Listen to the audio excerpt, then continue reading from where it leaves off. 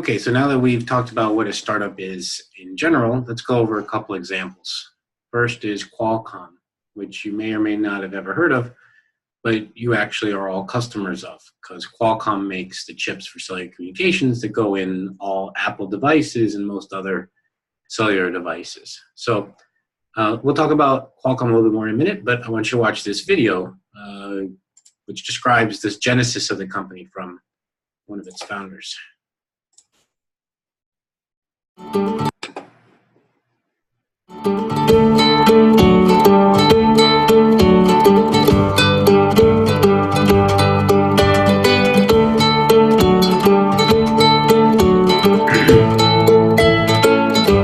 The industry had looked and seen that the cellular business was really growing, but staying with analog with first generation FM radios was not the right solution. How do we go digital? Companies around the world had looked at CDMA, played with it a while, and they had all thrown it away, and had gone with TDMA or FDMA.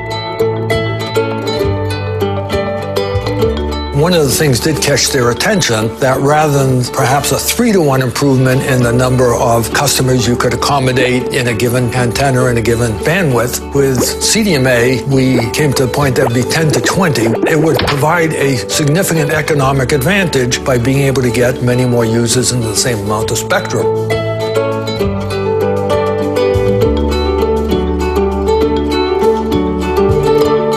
I thought there was about a 50% probability that somebody was going to be able to raise their hand and say, you forgot about this, and this is why it's not going to work. Nobody did. So the next step we had to do was build a demonstration system. We worked day and night to prepare 2 base stations and a mobile terminal for a demonstration. We knew we couldn't wait too long because the industry was rushing ahead with TDMA, and if we missed that window, we'd have to wait for a 3rd generation. And so we had to move quickly. In September, I had to make a decision whether to send out invitations for people to come in to see our demonstrations beginning of November or not. And probably 85 or 90% of the engineers felt we better wait. Decided to go ahead and send out the invitations. Beginning of November, everybody showed up here in San Diego. We had about 120 people, and we had several people make presentations on CDMA. Then I was making the last presentation and getting ready to send everybody out when one of the engineers in the back of the room began to wave at me and keep talking. And so I kept talking. Being a university professor, adding 45 minutes or 50 minutes to a talk is easy. It was about 50 minutes later, another wave came that it was okay to send people out, luckily. Probably another half an hour, people would have realized something was wrong, and there would have been no Qualcomm.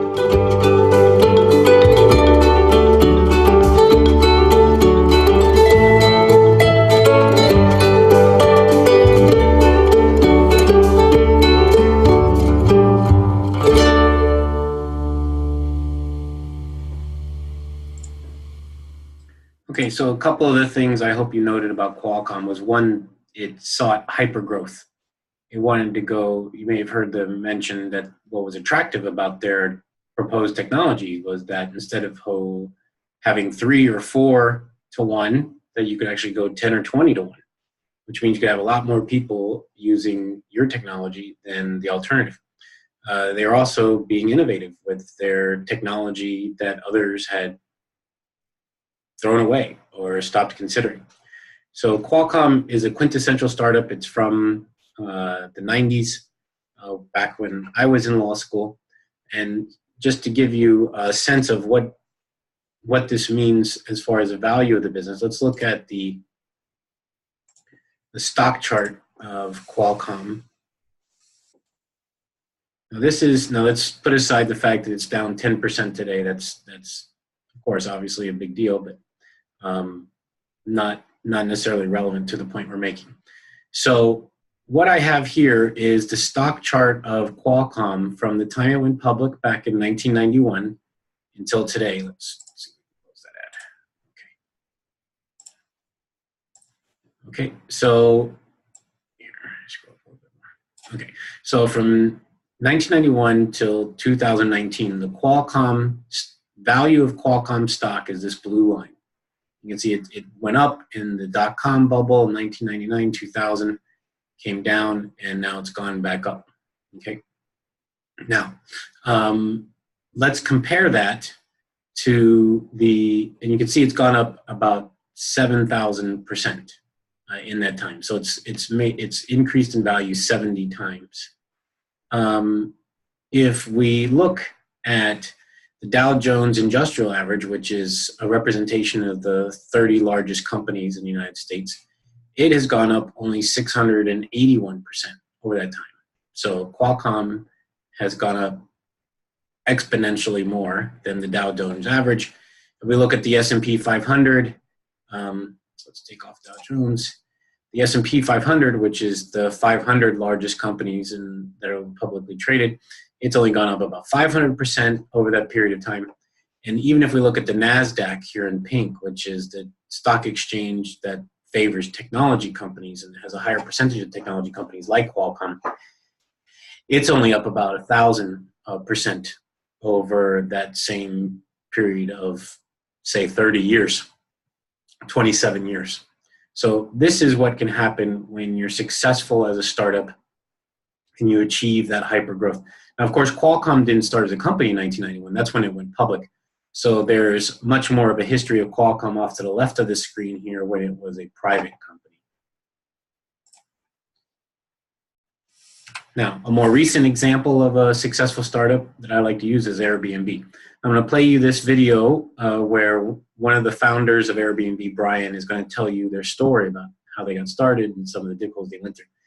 And even though this isn't directly related to legal issues, and there's not really much legal stuff talked about, if any, the reason why this is important for you to listen to and pay attention to is because one of the goals of this course is to get you to stop thinking like a lawyer.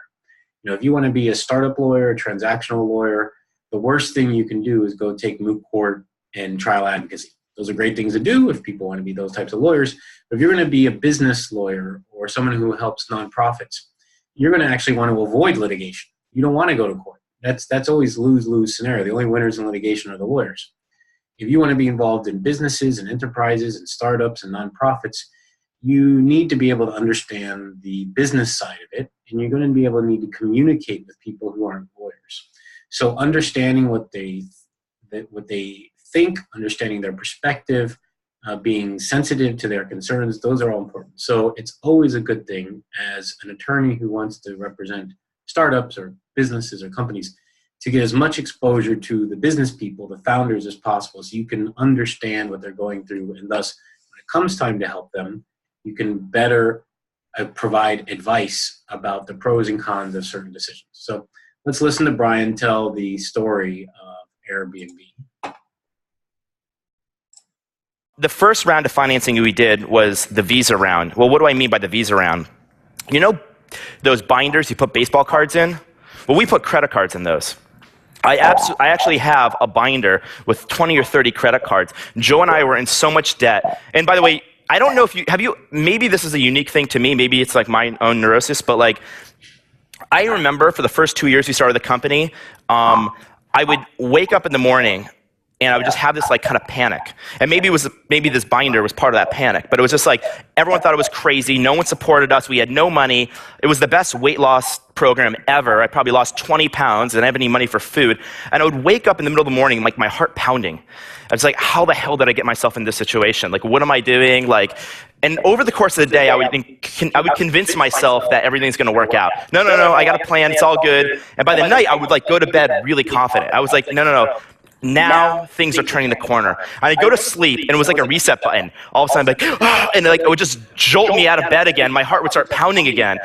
And it was just like Groundhog Day. It was like every morning. It would be like this.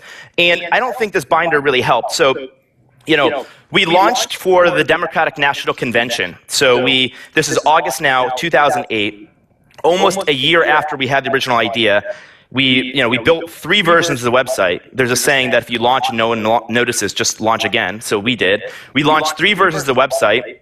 By the 3rd version, it was the Democratic National Convention. All the hotels in Denver sold out. So we had this idea, what if we, basically got all these Obama supporters to open up their homes to other Obama supporters. We launched, and I remember the day we launched, we had a meeting with a well-known investor, and the site was down. I didn't bring a slide deck, so that wasn't a super successful pitch. It was mostly just me and him staring at each other for an hour, and they did not invest. At this moment, we had about 20 investors had been introduced to Airbnb, and I mean, any of them probably could have owned 10% of the company for $100,000. Because I think $1 million, I was willing to do 1.5 pre-money valuation as like a round of funding. That was like, it just puts things in perspective. Now, just to put in perspective, that seems like today a good deal. Back then, we were interested in 20 investors. I think like 15 of them didn't even reply to my email. I remember one of them, I met with him at University Cafe. He ordered a smoothie. In the middle of the conversation, he just kind of gets up and leaves. And I thought he had to I thought it was like I figured, like pretty naturally, like, oh, Joe, don't worry, he'll be back. His car, probably just need to put more money in the meter. And that's the last I've ever seen of him. So I don't think he's still trying to figure out where his car is, but that was like 4 years ago. So that was actually not unlike the stories of many of the people that like kind of met with us. So, at this point, we were in debt, and we had to figure out a way to pay our rent. The Democratic National Convention had come. We filled up like about 80 people staying at Airbnb, and then the week after the convention, it was kind of back to zero. And I had this revelation: if only there were political conventions every week, we'd have like an amazing business. But now what do? We built this website. We were spending a year on it. No one's using it. It was a chicken and egg problem. No one wanted to come to Airbnb and list their homes because there were no travelers. No travelers wanted to come to a website where there were no homes. And by the way, this was like a social experiment, right? Like, no one wants to be the first person to try an idea like this, right? Oh, I wonder if this is a good idea. I'll be the guinea pig. No one wanted to be that person to figure out if this was actually a good idea. Most people thought it was insane. And we had no way to get critical mass or network effects. So how do you get a network of critical mass in cities all over the world? We're in 34,000 cities. So one night, September 2008, without any money, Joe and I are, this is another kind of weird turn of the story. Joe and I are thinking about how the hell we're going to pay our rent, how we're going to get ourselves out of this debt, and how we're going to keep the company going. And we had this idea. We said, at the time, we were called Airbed and Breakfast, so half of our business was basically breakfast, if you think about it that way. And we're like, it would be great if we could provide breakfast to people going to the Democratic National Convention. And we were thinking, what would a breakfast be? Like, what kind of breakfast would we provide for them? Well, we're not going to mail people perishable like eggs in the morning. What if we had like a branded like cereal, something we can mail them? And we came up with this idea. And the idea we came up with was Obama O's, basically Cheerios. We called them Obama O's, the breakfast of change. And we said, well, if we're going to have an Obama-themed cereal, we have to have a John McCain-themed cereal as well. So we came up with a John McCain-themed cereal called Cat McCain's, a maverick in every bite. So we designed these boxes of cereal, and we had absolutely no money. We figured we can get General Mills, or we can get Kellogg's to actually, we can license it to them. They can sell millions of boxes, and we'll make hundreds of thousands of dollars. And that's how we were going to raise money, because no one was going to raise money. By the way, this is fall 2008, a wonderful time to raise money for an idea to rent airbeds in your living room when you have zero experience and you don't know what TechCrunch is. So we called Kellogg's and General Mills, and probably not to our surprise, they just did not pick up. And I think they even called security. We called local cereal companies, and they said, great, we're happy to work with you. All we need is a non-refundable deposit for $250,000. Who's going to print thousands of boxes of cereal? So Joe and I were just hustling around. We meet this guy in Berkeley. He's an alumni of the Rhode Island School of Design. He's got a print shop, not a cereal company. And he says, guys, I want to help you. I can't print you 100,000 boxes of cereal, and I don't even have a cereal company, but I have a printer, and I'll print you 1,000 boxes, basically these die-cut boxes for free. And if you succeed and you sell these, just give me a royalty. Because he said that he wanted to help a fellow RISD alumni. And that's when we became what we call serial entrepreneurs. And Joe and I literally were assembling these boxes in our kitchen. I mean, basically we had 1,000 boxes. It's like poster board. And we're assembling them with hot glue. And by the way, they shouldn't call it hot glue. They should call it burn glue, because it's hot. And I had a perfect 1-to-1 ratio of burn to box.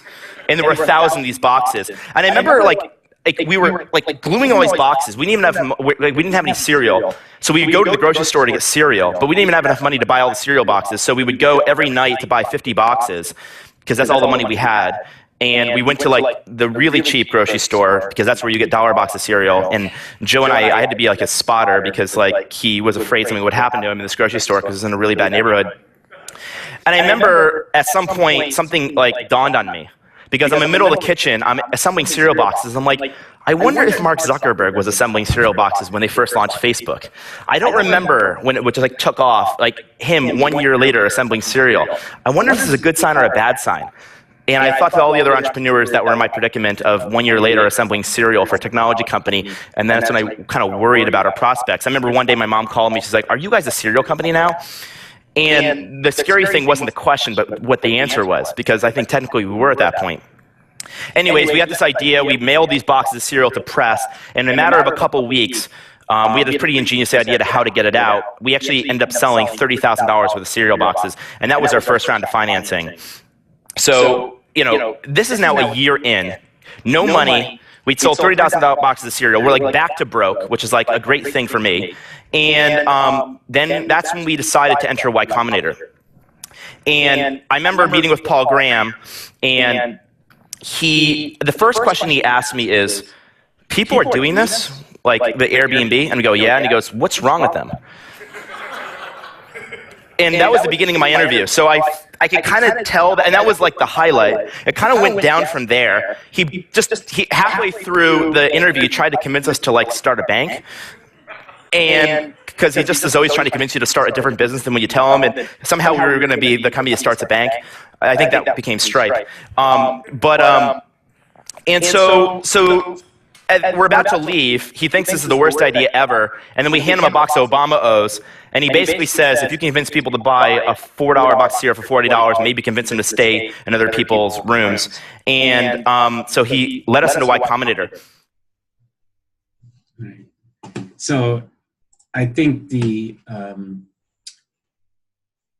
benefit of that video is getting a real introduction to the mindset of an entrepreneur and the struggles they go through. This is a great article, basically summarizes what you already talked about how Airbnb started and grew. So those are two great examples. If anyone ever asks you, what's an example of a startup? Think of Qualcomm, think of Airbnb, think of going from zero one day to thousands, if not hundreds of thousands, if not millions within a few years. You really want to scale quickly. You need investment in order to be able to fuel that